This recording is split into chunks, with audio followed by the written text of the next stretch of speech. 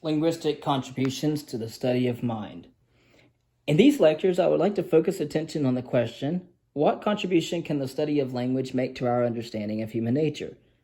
In one or another manifestation, this question threads its way through modern Western thought. In an age that was less self-conscious and less compartmentalized than ours, the nature of language, the respects in which language mirrors human mental processes or shapes the flow and character of thought, these were topics for study and speculation by scholars and gifted amateurs with a wide variety of interests, points of view, and intellectual backgrounds. And in the 19th and 20th centuries, respectively, as linguists, philosophy, and psychology have uneasily tried to go their separate ways, the classical problems of language and mind have inevitably reappeared and have served to link these diverging fields and to give direction and significance to their efforts. There have been signs in the past decade that the rather artificial separation of disciplines may be coming to an end.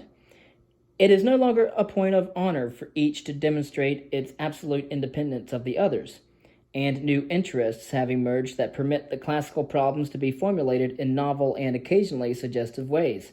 For example, in terms of the new perspectives provided by cybernetics and the communication sciences, and against the background of developments in comparative and physiological psychology that challenge long-standing convictions and free the scientific imagination from certain shackles that had become so familiar a part of our intellectual environment as to be almost beyond awareness. All of this is highly encouraging. I think there is more of a healthy ferment in cognitive psychology and in the particular branch of cognitive psychology known as linguistics than there has been for many years. And one of the most encouraging signs is that skepticism with regard to the orthodoxies of the recent past is coupled with an awareness of the temptations and the dangers of premature orthodoxy, an awareness that, if it can persist, may prevent the rise of new and stultifying dogma. It is easy to be misled in an assessment of the current scene. Nevertheless, it seems to me that the decline of dogmatism and the accompanying search for new approaches to old and often still intractable problems are quite unmistakable, not only in linguistics, but in all of the disciplines concerned with the study of mind. I remember quite clearly my own feeling of uneasiness as a student at the fact that it seemed the basic problems of the field were solved, and that what remained was to sharpen and improve techniques of linguistic analysis that were reasonably well understood, and to apply them to a wider range of linguistic materials. In the post-war years, this was a dominant attitude in most active centers of research. I recall being told by a distinguished anthropological linguist in 1953 that he had no intention of working through a vast collection of materials that he had assembled because within a few years it would surely be possible to program a computer to construct a grammar from a large corpus of data by the use of techniques that were already fairly well formalized. At the time, this did not seem an unreasonable attitude, though the prospect was saddening for anyone who felt, or at least hoped, that the resources of human intelligence were somewhat deeper than these procedures and techniques might reveal.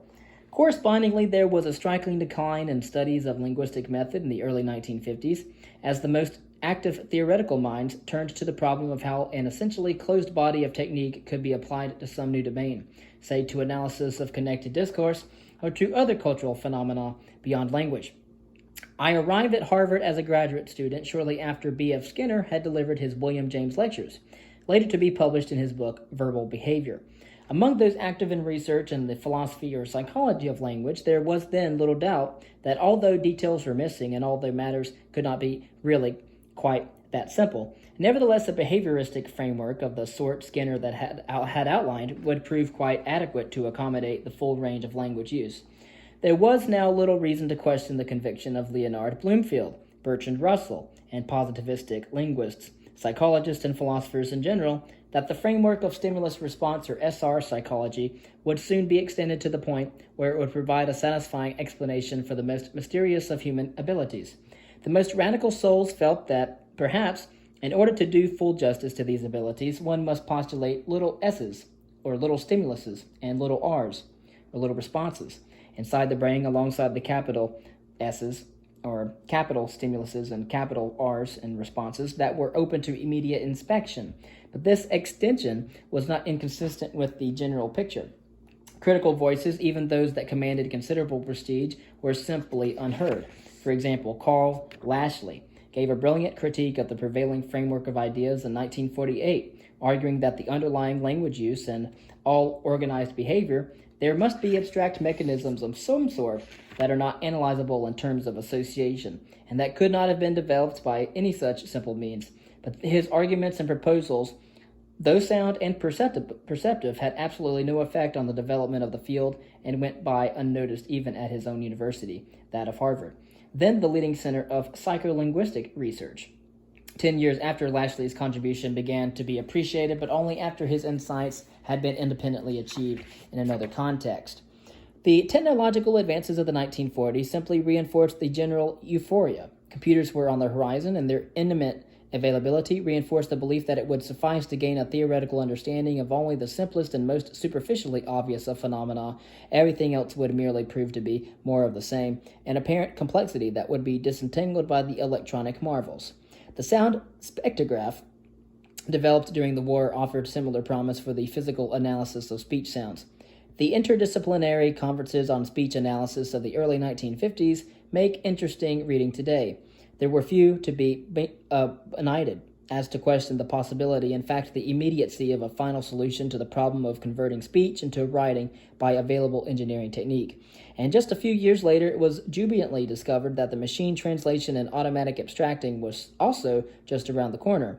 For those who sought a more mathematical formulation of the basic processes, there was the newly developed mathematical theory of communication, which, it was widely believed in the early 1950s, had provided a fundamental concept, the concept of information, that would unify the social and behavioral sciences and permit the development of a solid and satisfactory mathematical theory of human behavior, or on a probabilistic base.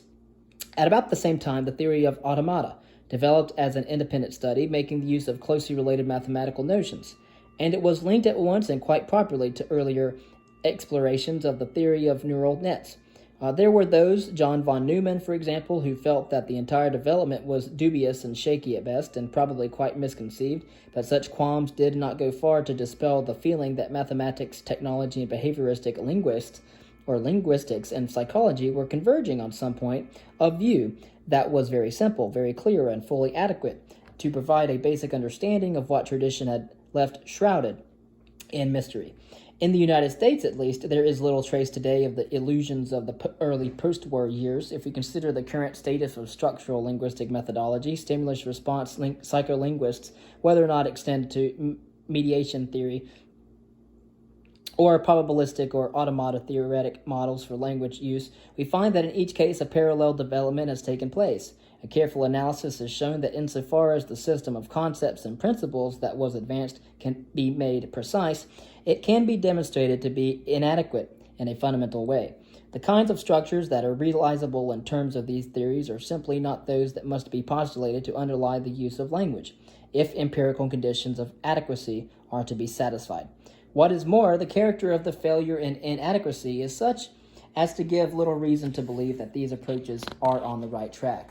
That is, in each case, it has been argued quite persuasively, in my opinion, that the approach is not only inadequate but misguided in basic and important ways.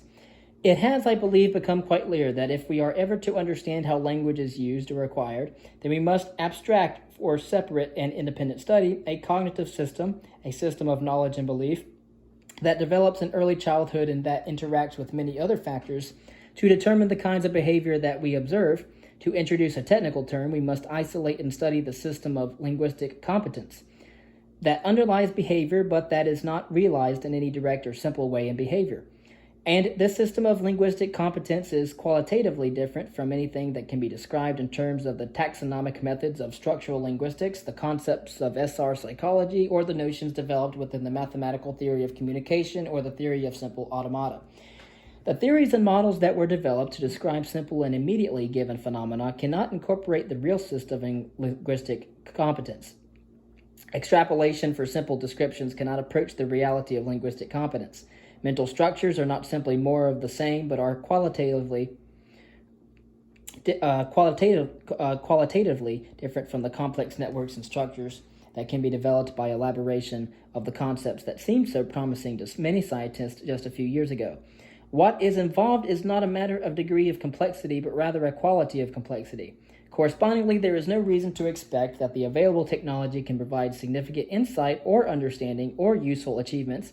It has noticeably failed to do so, and in fact, an appreciable investment of time, energy, and money in the use of computers for linguistic research, appreciable by the standards of small fields like linguistics, has not provided any significant advance in our understanding of the use or nature of language. These judgments are harsh, but I think they are defensible. They are, furthermore, hardly debated by active linguistic or psycholinguistic researchers. At the same time, there have been significant advances, I believe, in our understanding of the nature of linguistic competence and some of the ways in which it is put to use. But these advances, such as they are, have proceeded from assumptions very different from those that were so enthusiastically put forward in the period that I have been discussing. What is more, these advances have not narrowed the gap between what is known and what can be seen to lie beyond the scope of present understanding and technique. Rather, each advance has made it clear that these intellectual horizons are far more remote than was heretofore imagined. Finally, it has become fairly clear, it seems to me, that the assumptions and approaches that appear to be productive today have a distinctly traditional flavor to them. In general, a much despised tradition has been largely revitalized in recent years, and its contributions given some serious and, I believe, well-deserved attention. From the recognition of these facts flows the general and quite healthy attitude of skepticism that I spoke of earlier.